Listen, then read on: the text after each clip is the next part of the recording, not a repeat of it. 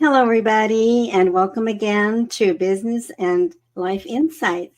Today, I have the pleasure of hosting Rhonda Sher. She's my diva on LinkedIn and also, hopefully, soon, all of yours too.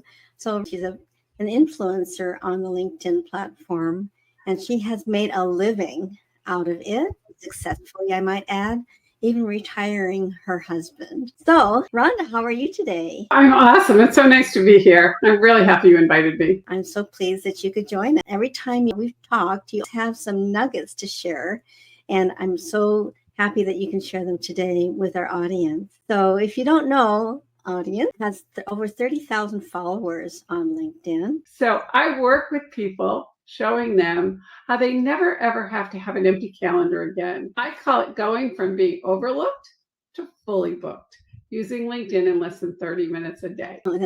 That's marvelous. And that's such a catchy phrase, too. So could you tell us how you came up with the phrase? And it probably takes us back to your very beginnings with LinkedIn. Well, I'll tell you the story of actually you mentioned how I used LinkedIn to retire my husband. It's actually a fun story. So I was married very young. And when I first got married, my husband said to me, I have one request. Now, we have two daughters. They're in their 30s. And if anybody ever said this to them, I would tell them to run, not walk. But his request was, please don't make more money than me. So after 28 years of marriage, life just kind of took a turn. And Bob and I amicably divorced. But at the same time, my mom passed away. I had a cancer scare. Our house was being short saled. Nobody was hiring speakers. And I thought, oh my gosh, what am I going to do? I'm going to be one of those supermarket creators. And I realized that just like everybody else, I had a superpower. I knew how to use LinkedIn. And so I went out, got my life insurance license, and started using LinkedIn to reach out to the mortgage professionals on LinkedIn, because anybody that had a mortgage pretty much needed life insurance. So my ideal client was on LinkedIn. And within the first 6 weeks, I was generating $6,000. By the end of that year, I was generating six figures. But I figured out two things. Number one, I didn't really love selling life insurance, even the system that worked. And number two, the system that I created to be able to generate that six-figure income could be duplicated by anybody. So fast forward to 2016, I remarried my ex-husband. But when we got married the second time, he said, I have one request. I said, what's that? He said, please make more money than me. And believe it or not, I was able to use the system that I created, which I now call the Sher method, to allow him to retire from his corporate job. So now he works with me. He does my Zooms, he does my PowerPoints, and we work as a team. But he is the happiest retired person you'd ever want to meet. So I like to say a husband, didn't have to change my name. The kids are ours. And what I gave birth to is what I call the Sher method, which is what I use with all of my clients. 3 simple steps. Position, how are you showing up? Prospect, how are you actually getting those clients to book appointments with you and to want to know more about what you do? And the last P, profit. That's how you really grow your business. So it's really that simple. And the lesson in it is not go out and marry your ex. The lesson is there's always a second chance and a silver lining. And for me, that silver lining was really the system that I created that came out of my divorce and just, sort of the rebirth of my career, helping the thousands of people that I've worked with on LinkedIn. Wow, that's quite a story, turning things that could be problematical, challenging, into something that's the superpower of yours now. And now you have a branded method. So could we dive more deeply into the Sher method? Absolutely. So, one of the things that I have found is that, have you ever Googled yourself? I would really invite your listeners to Google yourself, because if you have a LinkedIn profile, there's about a 70% chance that your profile is going to show up on the first page of Google. Well, if you know that people are 2 times more likely to believe what they see on LinkedIn than any other site, are you really leaving that to chance?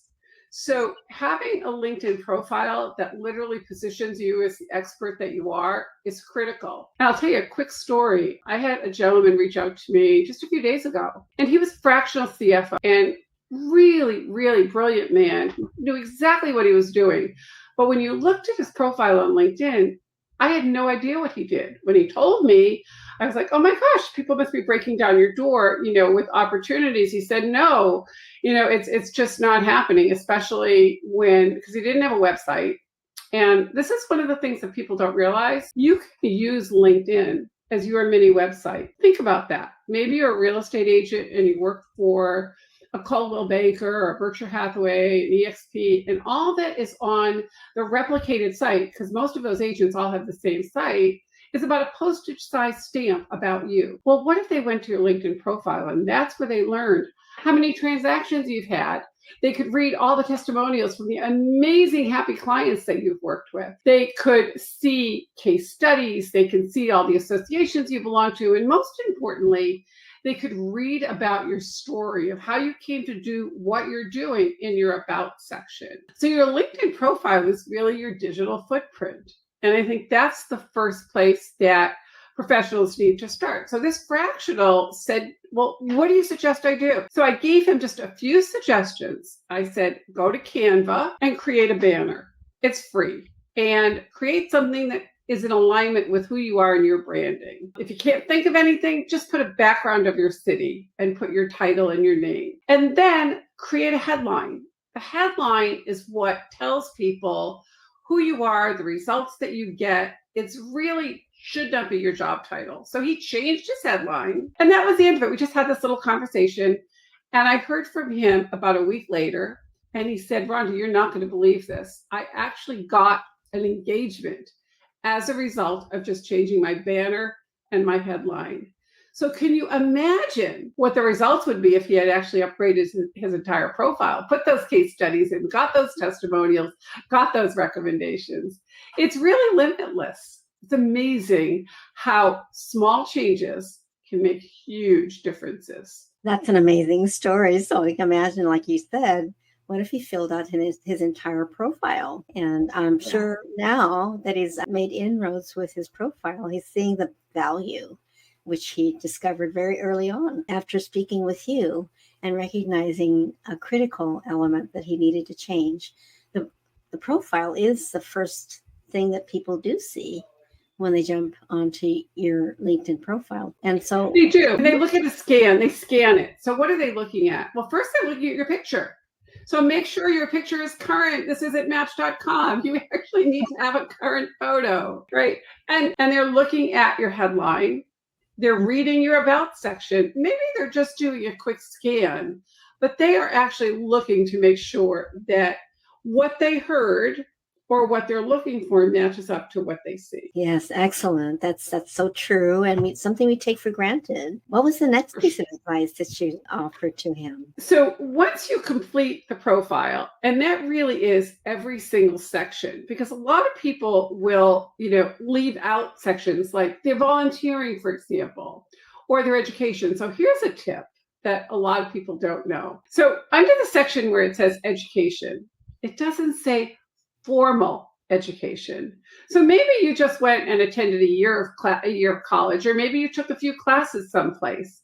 You don't have to put the degree that you got if you didn't get one, but you can certainly list that you went to that school. The other little tip about education is you don't have to put the year that you graduated. So if you look at my profile, you'll see I went to the University of Massachusetts at Amherst, okay?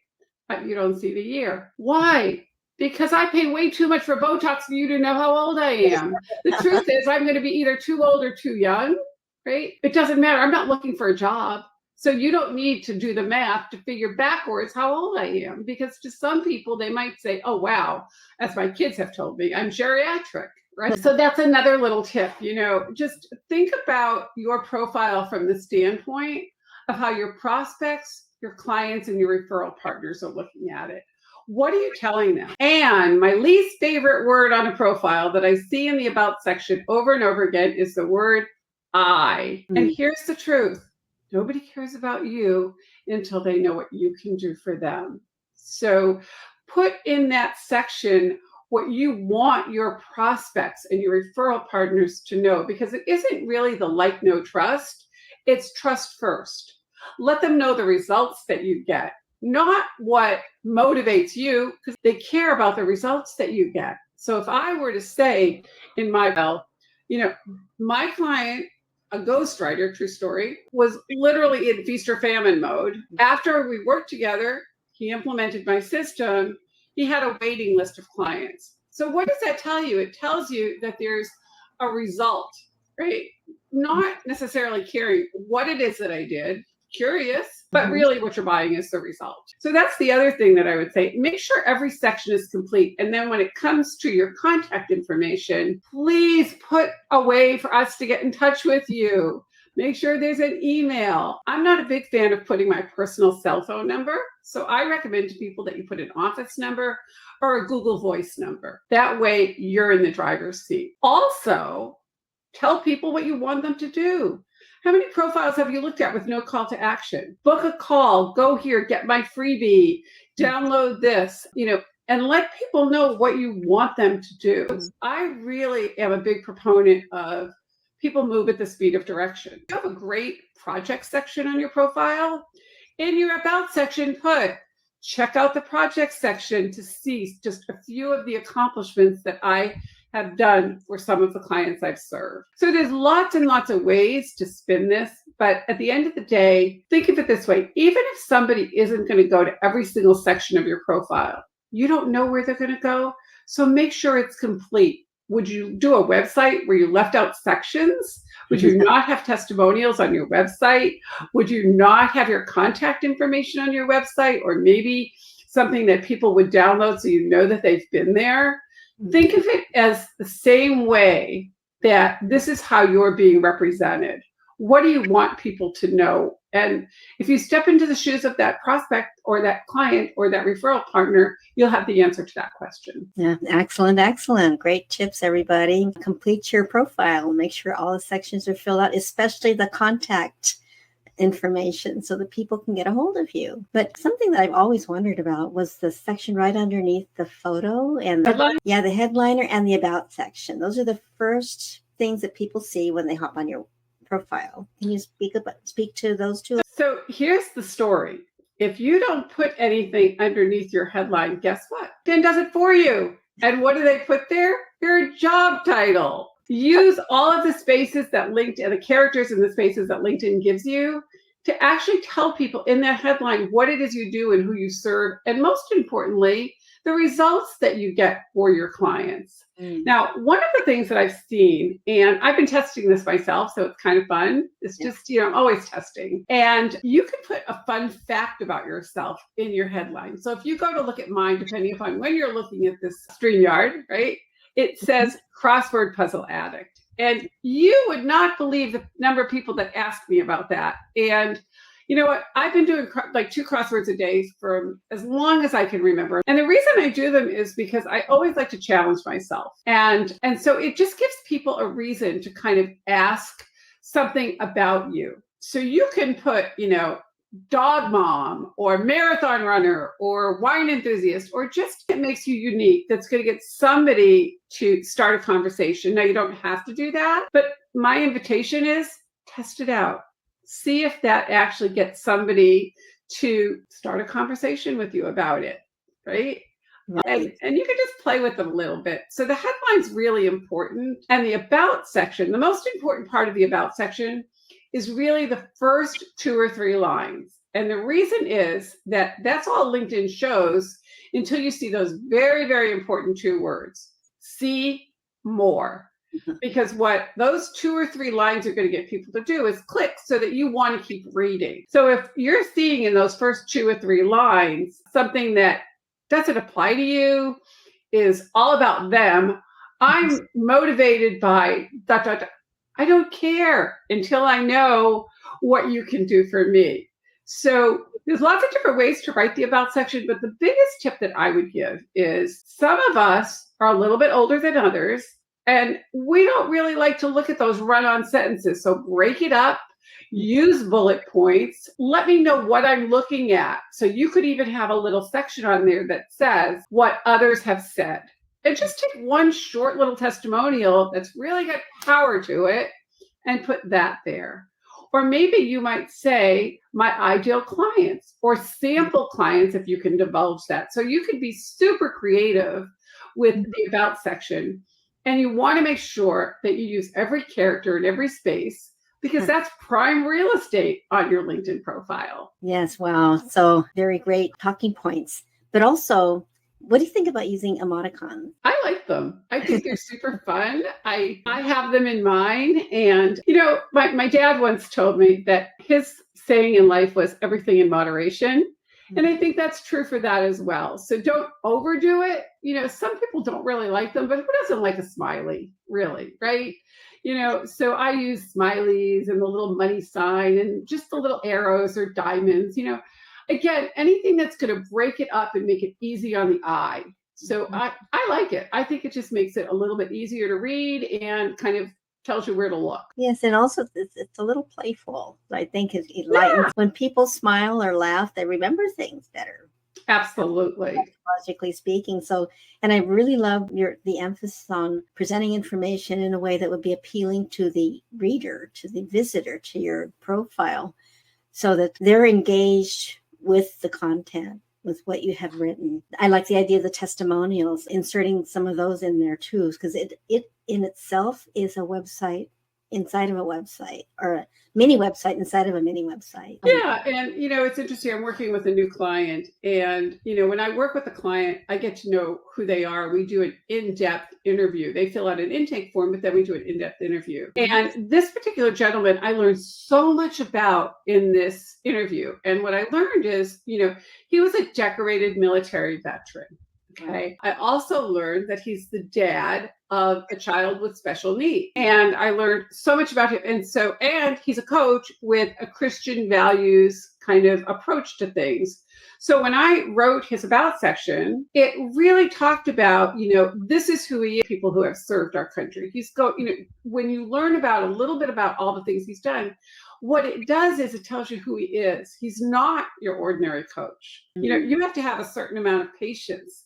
You have to be able to follow certain rules, all of this stuff. So it's just weaving the story of who somebody is so that their audience can resonate with them, because you have so many choices in life of coaches to work with, of professionals to get your loans from, of attorneys to hire. So you got to get above all that noise in that about section. So people just say, wow, I really resonate. You know, this is somebody I think I want to go to the next step with. Let's talk. Right.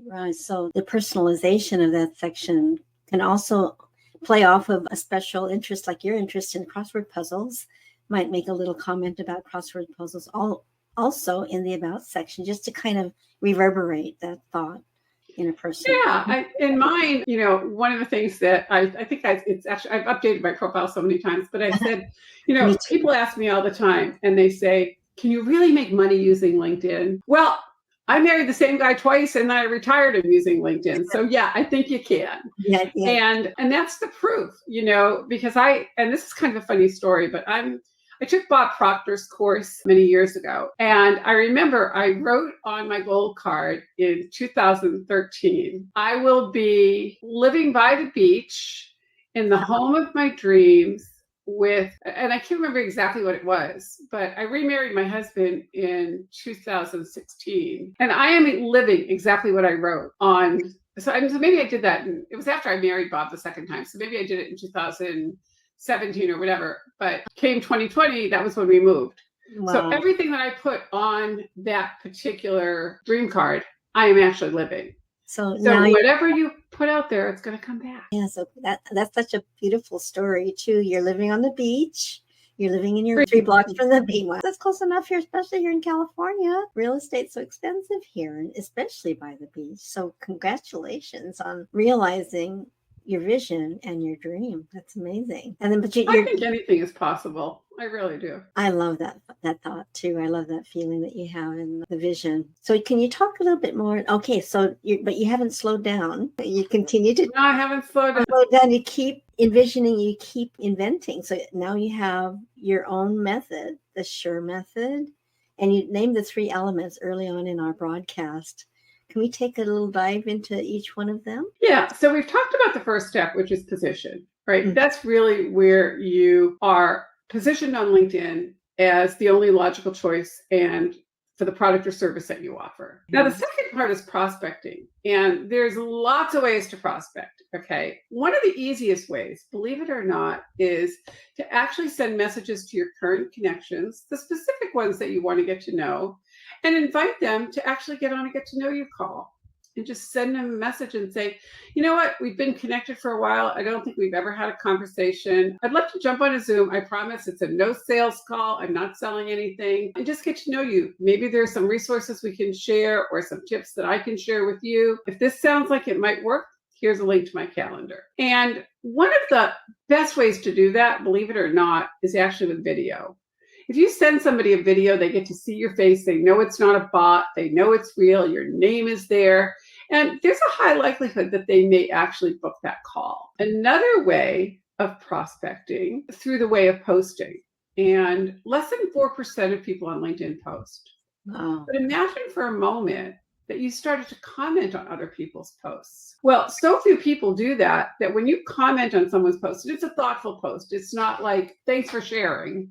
That doesn't take any thought. You actually take some time to, put your feelings about it. And there are some cool AI tools you can use to do that. What happens a lot of times is that person will go, wow, I don't think I know who wrote this comment. And they'll kind of flip over to look at your profile. Right, and to see you. And if you're using the paid version of LinkedIn, you can see who looked at your profile. You could actually send them a message and say, hey, thanks so much for viewing my profile. I've been a huge fan. I love what you've been posting. And again, it's just starting that relationship. If you're not connected to them, it gives you an opportunity to connect. If you are connected, it gives you an opportunity to invite them to a call. Yes. Now, the other part of that is you can post. You can post video. You can post a static image. You can post a video of yourself or just repost a video of something that's already out there and then make it relevant to what you're doing. And again, you can put a spin on anything. And the magic to the post is, number one, have a great headline. You got to catch their attention because people have short attention spans. Make it relevant. Again, I'm a big fan of using the bullets, breaking it up, and then have a call to action, have your hashtags. And here's a little tip that most people don't know. Create your own post signature. So tell people who you are, that they can ring the little bell that's at the top of your profile to follow you, and just create a post signature. You could even create your own hashtag and do it consistently. Post regularly 3 to 5 times a week. But before you post, make sure that you are commenting on at least 10 people's posts every single day. And it's just like a muscle. You want to do it every single day. And it doesn't really take long. There's so many cool AI tools that you can use. But really, if you're doing that almost daily and then you're posting, there's so many people that now you're interacting with, that you're staying top of mind with, that you can generate appointments. So that's just another way of prospecting. There's so many ways to prospect, but the one common denominator to all of it is be authentic. Nobody wants to be sold to. They really don't. I joke and I say, I have a black belt in shopping, right? I walk into a store and the first thing somebody says is, can I help you? Well, of course I'm there to buy, but what do I say? I'm just looking because I don't want to be sold to. I'm, somebody that just likes to go in and just do my thing, walk around, and I'll end up buying what I'm going to buy. But I don't want somebody helping me. And if I need help, I'll ask for it. So again, when you're inviting somebody to jump on a call with you, have something of value that you can share with them. And it could be anything. You could say, hey, I found this amazing new AI tool. Have you tried this out? Or I found this incredible networking group. I'd love to invite you as a guest. Are you looking to grow your business? Just come with a really heart-centered, giving approach. People will be responsive to that. Yes, they'll open up to you more and really take off in an authentic direction and one of interest too. Yeah, for sure. Yeah. So can we go back to the people who looked at your profile? If you have the paid version of LinkedIn, you can identify who those people are. And I think your response was to thank them for visiting the profile. Do you also ask question. Yeah. So if I see somebody's looked at my profile and I'm not selling, but I'm always coming from a place of, maybe I can help you. And you'd be amazed at how many people don't do that and, will take you up on the offer to have a call. And you're in the driver's seat because, lots of people look at your profile because they want to sell to you, which is fine. That's going to happen. But there are people that will look at your profile that are your potential clients. And you can just basically say, hey, thanks for viewing my profile. Saw you did a drive-by, because there is a way to look at profiles and they don't know that you've looked. It's a setting that you can do and change it out a little bit. So I look at profiles a lot and people don't know that I've been there, right? Okay, so I'm incognito. Yeah, exactly. But, but oftentimes I do want people to know that they've been there. And, that will, maybe they're not somebody that I'm connected to, but I'll look at them, I'll follow them. And the next thing I know, they're inviting me to connect. So, there's a lot of really cool ways to use that data of knowing who's viewed your profile. And it'll also tell you when. So this is kind of cool. I remember one day I was looking at who viewed my profile and I saw it was somebody that I was connected to me, but I didn't know who they were. So I clicked on their profile and they had a phone number. And I thought, wow, that's cool.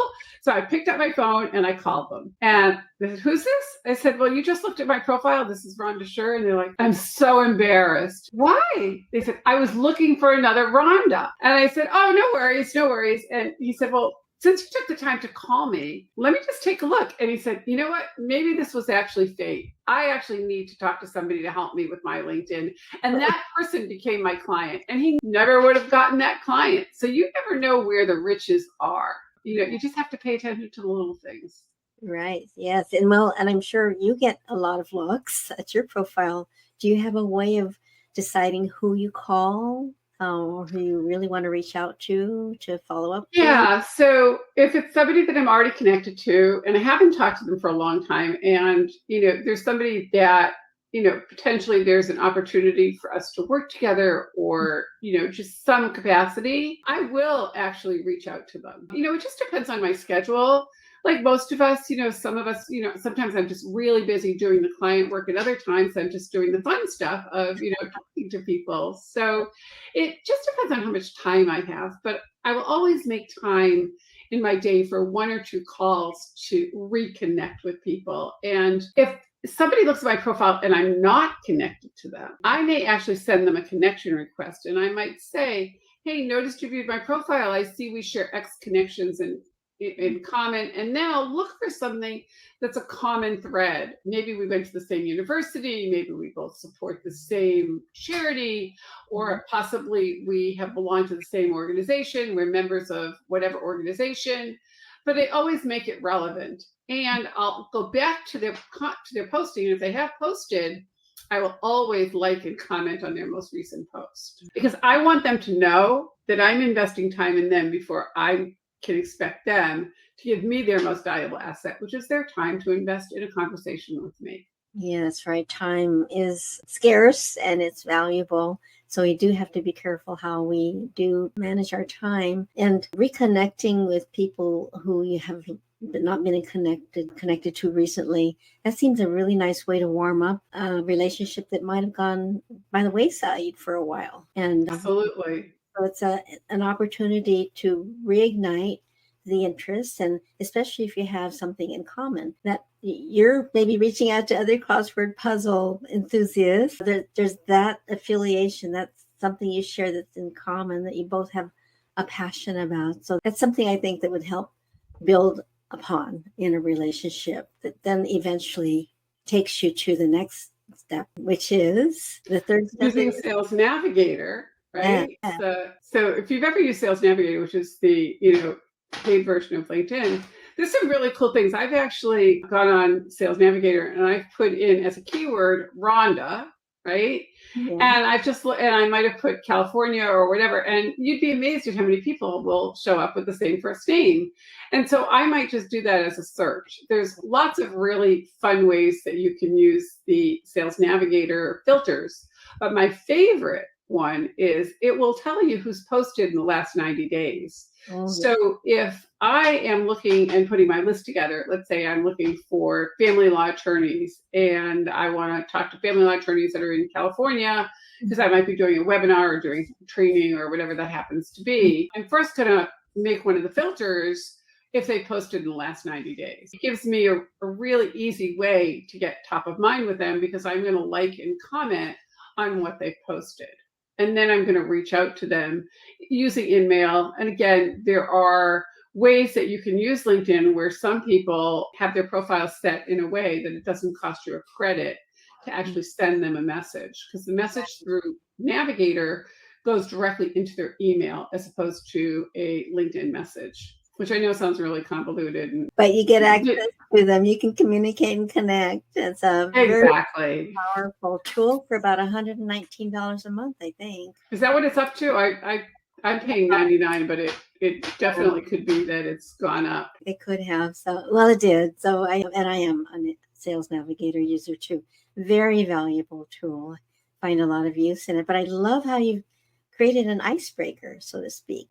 One of the examples you gave was you were looking for people with the same first name. And you can send them messages. And that's another great way to, reconnect with your connections when they're having a birthday. And one of the cool things is if you want to stand out, remember how everybody always sends, Christmas cards, right? Or holiday cards. So if you want to stand out, send a Thanksgiving card, because not many people send Thanksgiving cards, but everybody sends holiday cards, right? Well, what if you don't send a birthday message on their birthday, but you wait a couple days and you go, my bad. I know your birthday was a couple days ago, so I wrote you this little poem to wish you a happy belated. And then you just get your friend ChatGPT to write you a cool little happy belated birthday, right? Now you stand out from everybody else because everybody else sent it on your birthday. But you intentionally waited 2 days so you could stand out from everybody else. Yes. So you can win the popularity contest with your originality too. That sounds so much fun. You're making this sound so much fun that it's really fun. Fun exercise to engage in. That is prospecting on LinkedIn and using all of the imaginable ways you can imagine to be able to connect. Well, think about it. If you're on LinkedIn, you are not generating appointments. You are not staying top of mind. It's like you're taking all your money and hiding it under your mattress. Like, seriously, there is just, you could say that there are people out there that just want to sell you, because I hear that all the time.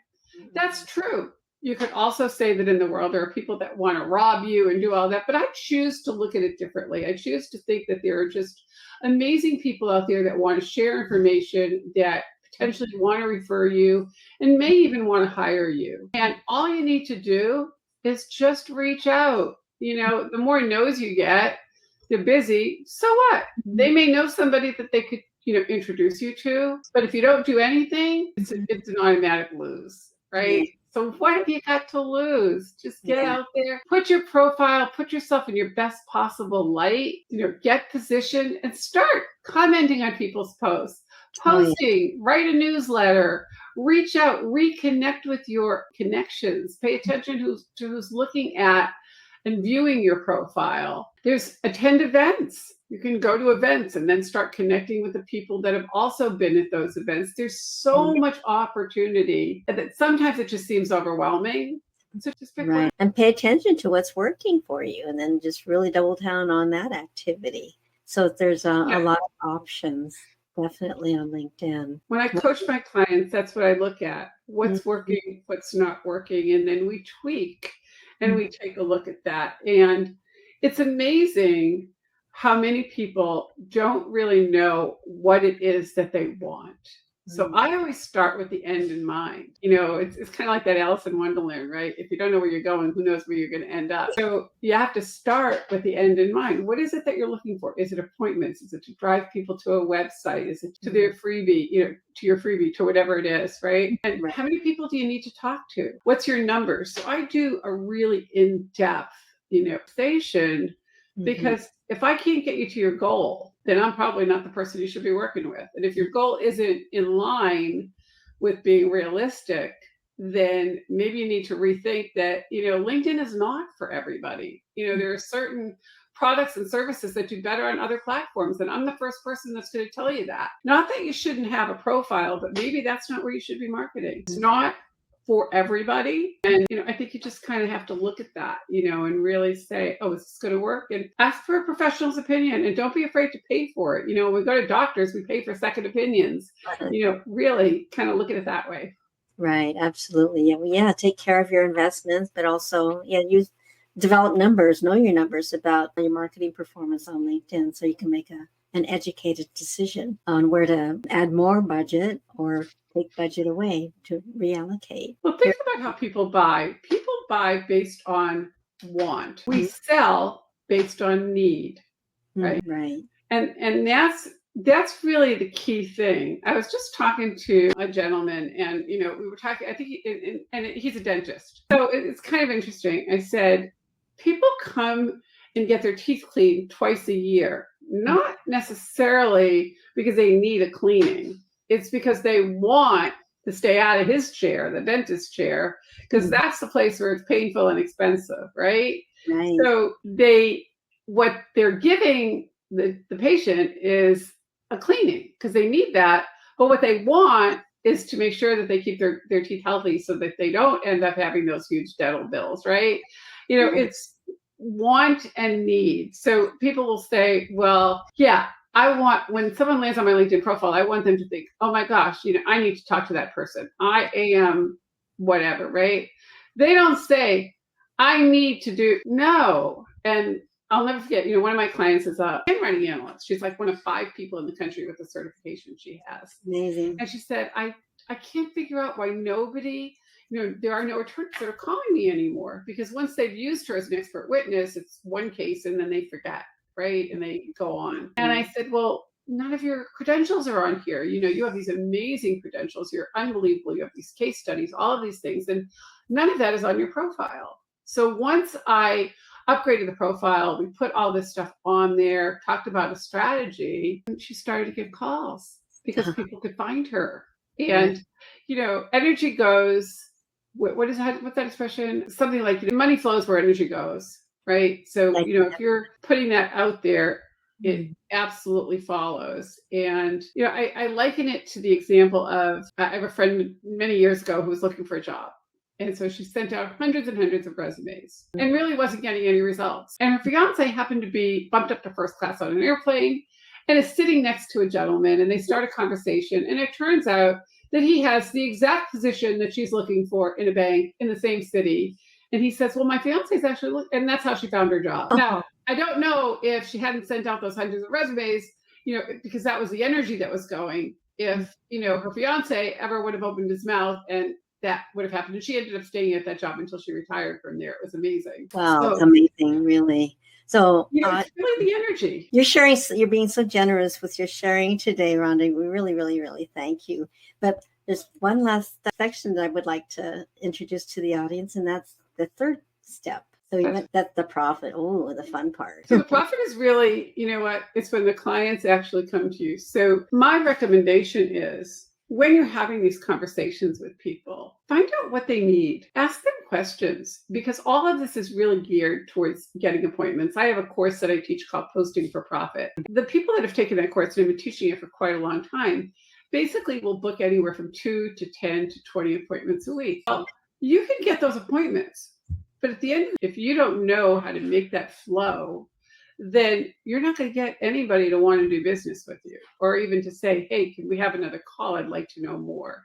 So I think the important part about profit is know what you want and really invest in yourself to be able to generate skills where you're lacking. If you know that you need sales training, go hire a coach to learn how to get sales training. If you know that you're weak on LinkedIn, hire a coach to actually do your profile or teach you how to do it. The money will always flow, but you need to have all of the loops closed. So just getting the appointment isn't enough. You need to have the strategies. And I actually teach this with my clients on how to do it in a way that's authentic, not salesy. And my belief is you underpromise and you overdeliver every single time, because that's how you end up getting referrals. And the more you give, the more you get. So I usually end almost every call with somebody by saying, hey, I know a lot of people. Who would be the best person for me to refer to you? And I don't mean a name, but, describe that ideal person, because I talk to a lot of people and I'd love to be able to send people your way. And the other thing that I ask is, can you tell me a success story of a client that you worked with that was, just absolutely thrilled with the work you did? And they will turn around and typically ask you that same question. And I love telling this story about one of my clients, Deanna, who was in the cruise industry. And she worked in the cruise industry for 35 years. And after 35, what happened was they just decided they were going to let 90% of their sales force go. And here she was thinking, well, okay, I don't want to retire yet. What am I going to do? So she said, well, I want to be an executive coach. And so somebody that knew me referred her to me. And I said, you don't have any certifications as a coach. You have no experience as a coach. You've had one job for 35 years in an industry where you've seen it go from pre-pandemic to pandemic to post-pandemic. I said, do you like working in the cruise industry? I love the cruise industry. I said, well, why don't you create a fractional position where you can work with companies that just have a very small division, but they need your expertise? So I positioned her as a fractional chief commercial officer, redid her profile, gave her a strategy, and within a month, she was off to Japan with a client as a fractional. Now she's booked for the next 6 months. It's like one of my favorite stories about how LinkedIn really, truly works. And I have thousands of those stories. Yes, I love the strategy you put together for that client, and you do it all the time. It's fun. For me, it's about as natural as breathing. Yes, I think so. You got the skill and got the insight. That's the setup for the close. It's authentically presented in the beginning, the relationship and the streams grow. There's trust, and then there's knowledge about one another's needs. And then there's a strategy that's in place that creates an alignment between the services you offer, which is helping people get business, and using LinkedIn as a platform for them to drive that business. So it's a complete package. And you just have to have a servant's heart. You just really want to come from a place of service. And you do set boundaries, clearly. You do set boundaries. But, on the other side of that, I really believe that whatever you give comes back, multiplied. And so, that's just the place that I come from, under promise, over deliver, and ask a lot of questions, because you know what? If you don't ask questions, you don't know, and never presume that you know something, because you don't. No, exactly. So can you give us some clues so you mentioned a few inspirational people that you tap into. I've studied Bob Proctor. I've worked with Joel Bauer. He's amazing. Done a lot. Stacey O'Byrne is one of my favorite people. I actually got trained all the way up to the level of train the trainer in NLP. And Stacey's with a company called Pivot Point Advantage, and I absolutely love her. And the other person that I would really have to give a lot of credit to is a hypnotherapist that I see regularly. Her name is Deanna Nunez. Wow. And, you think, oh, a hypnotherapist, but you know what? She just puts a whole different perspective on things for me. And I remember, you'll laugh, but I decided I wanted to really work on clutter. I'm one of these people, I like to have all my stuff around me. And so I said, I want to clear things out. And so I worked with her on that and worked on just clearing out and getting rid of all the clutter and all of that. And guess what? The next day after the session, somebody I sent a proposal to months before sent me a signed proposal and wired me funds. I was like, oh my gosh. Okay. You talk about making room and the energy, right? So I really think that everybody needs a coach. Everybody needs a mentor. And my mentors change, periodically. I don't stay with the same people. I'm always learning. I think there's always something that you can learn from somebody else. And I agree. When you stop being inquisitive and you stop investing in yourself, that's when things come to a screeching halt. So I'm constantly investing in myself, constantly investing in other coaches and learning, because the truth is that, I'm going to either give it to the government or I'm going to give it to the coach. So why not invest in myself? Exactly. Invest in yourself. And did you happen to meet, I'm just curious, did you happen to meet your hypnotherapist on LinkedIn, or did you know her from a referral or a friend? Fun story. So I love love comedy hypnosis. You know, where you see they do the hypnosis shows. And she was doing a show right here in Solana Beach. And I saw that she had a show on Monday nights. They pretty much like bring in different acts. And I said to my husband, we have to go to this. I love watching hypnosis. And she was such a master at marketing after she did the show. And the show was hysterical, I have to tell you. She told the people that were up on stage that she had hypnotized that everybody in the audience was somebody famous.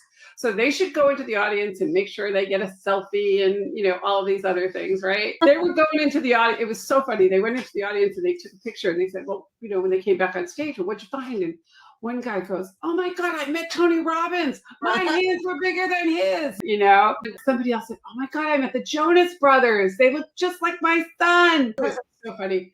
So after she did the show, and I was like just so impressed with her, she mentioned, you know, I appreciate all of you coming. I just want to share that, you know, in addition to doing this, I have a practice where I help people get away from their blocks and what have you. And she had several people that got up and gave her testimonials. And she had flyers in the back. And I thought, what the heck? I could definitely use a little help in all my issues, right?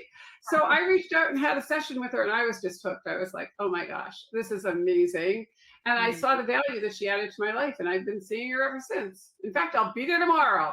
My time's with Deanna. Yeah. Oh, yeah, it was just transformation while you're hypnotized. Yeah. That's yeah. Cool. That's very cool. So you definitely are open and you keep growing and you're an inspiration to all of us. I really appreciate, Rhonda, you're sharing all of these gems with us today.